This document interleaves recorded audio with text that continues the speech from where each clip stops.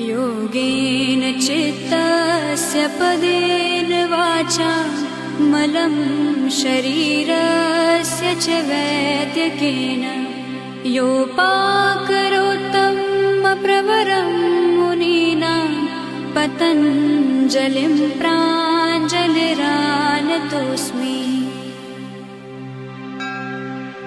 योगेन चित्तस्य पदेन वाचा मलं शरीरस्य च वैद्यकेन योपाकरोत्तं प्रवरं मुनीनां पतञ्जलिं प्राञ्जलिरानतोऽस्मि।